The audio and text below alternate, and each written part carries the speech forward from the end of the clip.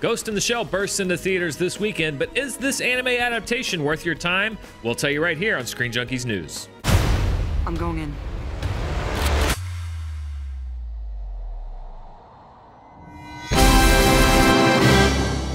Hi, I'm Dan Merle here with your review of Ghost in the Shell, and I'll say right off the bat, if you're looking for a comparison video between the animated films and this live action version, that's not what this review is going to be. I came into this movie saying I'm going to review the movie, I'm not going to compare it to anything else, so this is a review of this movie only. Of course, I will acknowledge that there are things that this movie did before other movies, we'll talk about that later in the review, but I just wanted to get that out of the way right now. This will be a review of the live action movie, directed by Rupert Sanders, who you know from Snow White and the Huntsman, and starring Scarlett Johansson as Major. Now, Major's a cybernetic organism, or a shell, with a human brain, or a ghost. That's where they got the title from.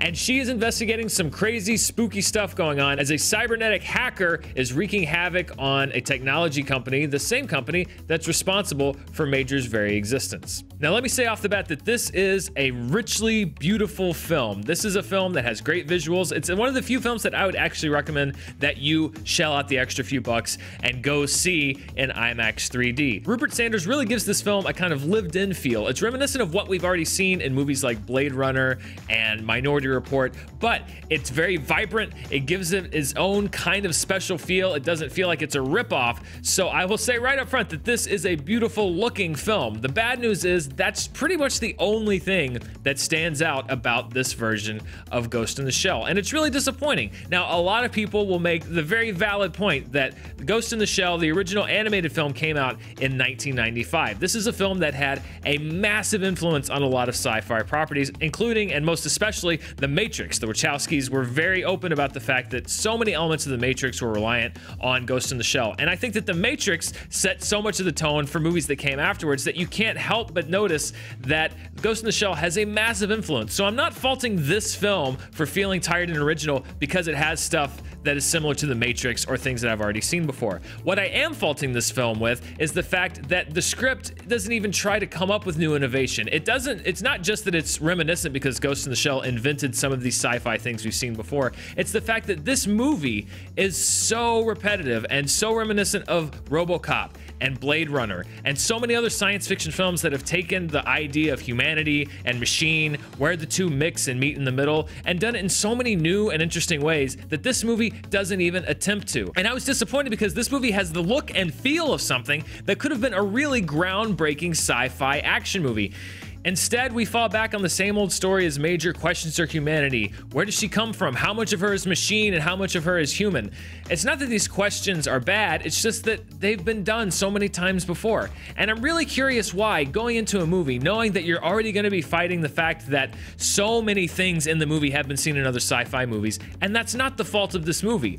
But the filmmakers knew that going in, and they made the conscious decision, instead of trying to break new ground, instead of saying, we're going to innovate in these ways, they instead wrote a script that's as generic and uninspired as countless other sci-fi movies. There seemed to be little to no effort in making these characters, this story, this setting, feel special in any way other than that fans of the Ghost in the Shell animated films will recognize who these people are. Ghost in the Shell seems like an almost obligatory adaptation, as if the studio just hunted and pecked for a property that hadn't been made into a live action film before, slapped a generic sci-fi script on it, put Scarlett Johansson in it, and marketed it to fans who might remember the original. And it does a disservice. It does a disservice to the franchise and to the fans. I'm sure that there are fans of the Ghost in the Shell movie that would want to come into this not just seeing a rote recitation of what they've seen before, but want them to take the really good roots that the story has and actually do something new with it. People don't want to just see a different version of something they've already seen. They want to see something new. And Ghost in the Shell, despite an amazing visual language, offers absolutely nothing new on a character or a story level. The other thing that people have been talking about with this movie is, of course, the casting of Scarlett Johansson as Major. A lot of people thought that this was another example of Hollywood whitewashing, saying that perhaps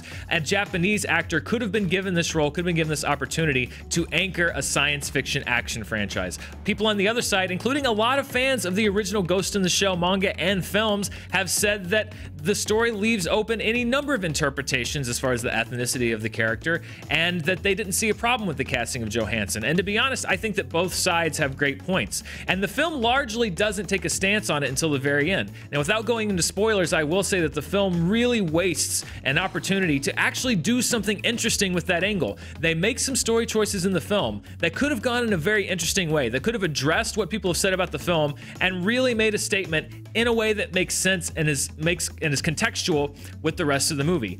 Instead, they shoot themselves in the foot. It's a complete unforced error. They address it in the worst way possible, and it really turned me off a lot of the film. Now, it didn't really have a lot to do with my critique of this film itself. As a critic, I'll go into a movie looking at the artistic merits, looking at the screenplay, looking at the cinematography, looking at the critical aspects of the film. I'm not judging the politics of a movie, but it is symptomatic. It's symptomatic of something so much bigger. This movie is completely tone deaf, completely blind to so much of what's going on around it, when it could have been a really interesting piece of fiction. It could have really taken an innovative turn and had something to say.